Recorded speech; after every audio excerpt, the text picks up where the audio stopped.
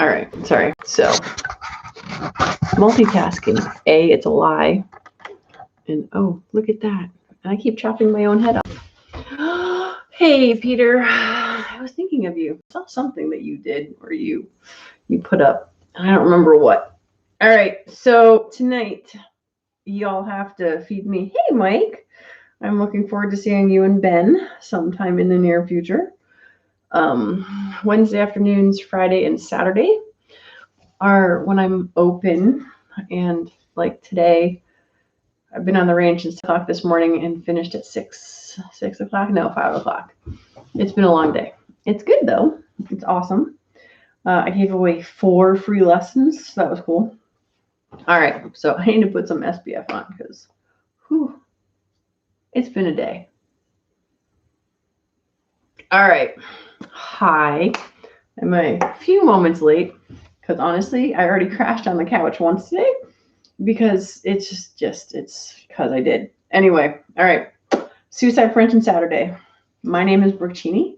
I am here at a Great Start Shooting School, hence the dog with headphones, ear protection, and because even Scully knows to wear eye and ear protection.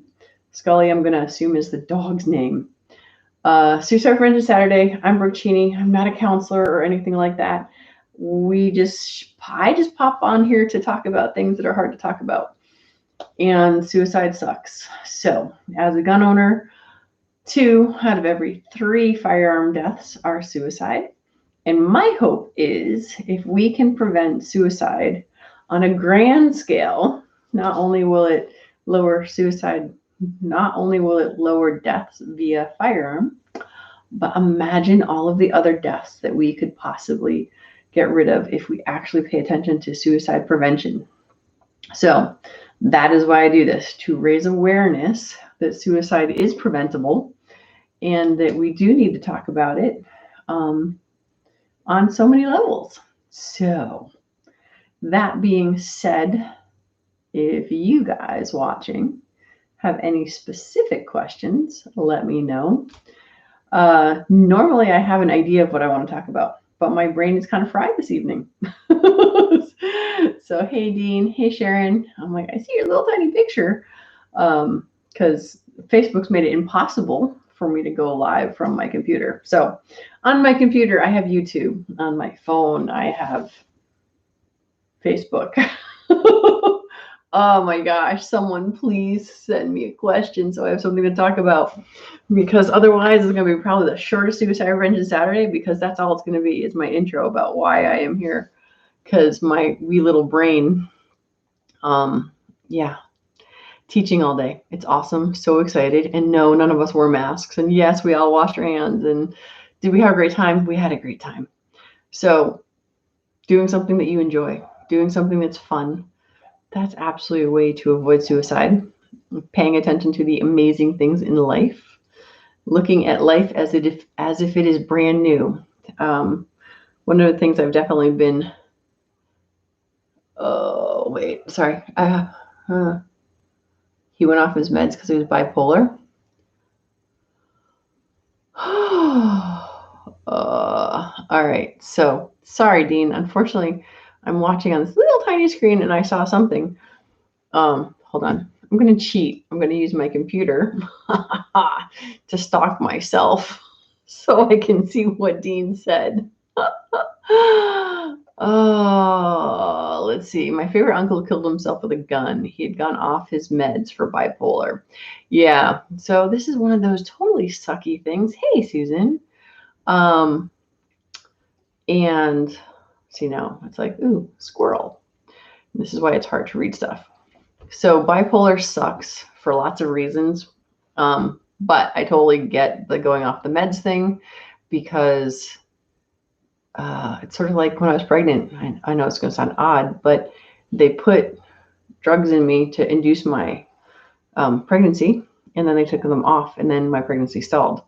And to me, all my friends who have bipolar are the same, whereas like they take the medicine, they feel better, and they feel as though maybe they were cured. And then they come off the medicine and they are not cured because it's just an actual chemical imbalance in their bodies. So Medication sucks because you have to remember to take it.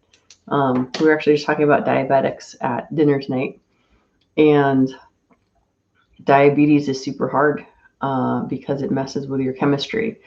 And depression is a side effect of diabetes for lots of people, and it's a lot of work to manage.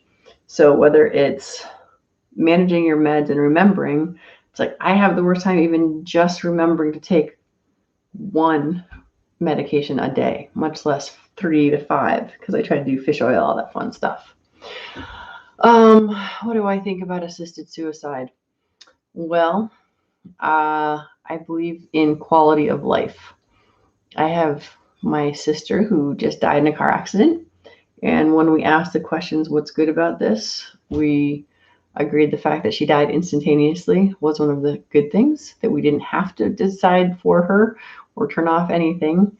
I've seen amazing people turn into, slobbering messes attached to machines and stuff. And I was just thinking about how sometimes our animals get more respect than our people do because quality of life matters. And as a libertarian, I believe in freedom of choice and to live or to die. So it just depends on why. Do you really not have a choice? Do you really not have anything to look forward? You didn't know? Yeah. I tell everybody various stories all the time, Christine. Don't feel bad. Most people didn't even know that I had a brother when my sister died and he came to the funeral because it's from another dad, or another mother. Yeah, it really is another brother. But anyway, so the assisted suicide thing, I believe in freedom of choice. Assisted suicide to me is due to lack of quality of life. That is not a woe is me, everything sucks. Because regular suicide, yeah, I have a brother. Shush, Dean. You've met my brother. Hush you. Oh gosh, yeah. See, I can't read the comments and talk to you guys, and yet I need you to talk to me so that I can stay on track. So I don't know, Mike. Does that answer your question, basically? So I believe in freedom of choice. I believe that your life is always worth living. Someone's always got it worse than you. Someone's always got it better. I think some of the more inspiring people I know actually have multiple sclerosis and are stuck in wheelchairs and can't walk or do stuff for themselves. And I think they're the most amazing people in the world because they get through it anyway. And I look at amazing people who are physically disabled, but mentally they're so much stronger. So it just depends on what your, what's it called? Your quality of life. Because there are people that have everything, millions of dollars, waiters and everything around them, and their lives are empty because they don't have a purpose. And I know some of the poorest people in the world are the happiest people in the world because they have nothing and they've worked for everything that they have, so they've got purpose. So quality of life matters a whole lot. And it's just very odd because we only know what we know. What I've experienced in my life is that I can overcome things. Sometimes it's by ignoring them and just pretending it never happened. Sometimes it's crashing right through it. But what I can do is different than what you can do. And what I've experienced is different than what you've experienced. There are some people who a paper cut is traumatic, and it just is because they've not had any other type of, pain and suffering. And then there are other times when, your finger could be hanging off, but you don't even notice it because there's something else going on. So I'm just totally blathering now. Hi, Jen. Just like, because I'm sort of that sleepy. But I can't stay on track. All right, someone else asked another question. It is all relative. And this is one of the hardest things, like right now, especially with everybody being so cranky about stuff, because some people, hey, Ed, some people want to wear masks all the time to protect themselves. Other people don't want to wear masks because they think it's stupid. And people have a hard time having a difference of opinion because we believe what we believe. And if we're believing what we believe, we have to remember to ask somebody else why or what they're doing and understand that we don't have to agree with them, but we might want to consider maybe someone else's point of view. So one of my good friends who's another gun owner has COPD, and basically, she has, I think she's got 50% lung ability, and that's on a good day. So she wears a mask, and she's got the N95 ones. So it's not just protecting people around her, but it's actually protecting her. And she needs that mask, and she needs to go out that. Me, I'm not really high risk. I believe in washing your hands, not touching your face, as I just touched my face, right? And just taking care of you. I've got nurse friends who they go to work, they come home, they take a shower, they're good. It's about mitigation. But anyway, back to what Dean said about it's all relative. What I think is a no-brainer is what somebody else has to think really hard about. What somebody else thinks is a no-brainer, I don't even understand the concept of what they're talking about. So it's like, and it's about fear too, right? So let's see. What else did Dean tell me? I think people are super cautious, are also a little envious of people who seem carefree. Could be. Some people enjoy their fear. Some people like being afraid, just like some people are adrenaline junkies and carefree and that sort of stuff. Because one of the things that Tony Robbins talks about is identity. And my identity is I've been through some stuff and I've had some challenges in life and I've made it through. And I know that life is precious because it does end someday. And none of us know when that day is. And I have no desire to live in bubble wrap and try to make everything safe. It doesn't mean that I am reckless all the time, but I also don't think that the idea that I can be safe all the time is really true, because life is not safe because we all die eventually. And yeah, so people who are saying, how dare you be on the beach while I'm a prisoner in my home? And that's just it. We're in America for the most part. We have the choice to come and go. It's sort of funny. My friends who, oh no. Yes, I go. So it is a shooting school thing, but on Saturdays we do suicide prevention Saturday. But I can't put suicide prevention Saturday on YouTube because they won't let me run. So if you look at the other videos on the channel, though, you will see other shooting school stuff. So anyway, yes, those kind of things. It's true.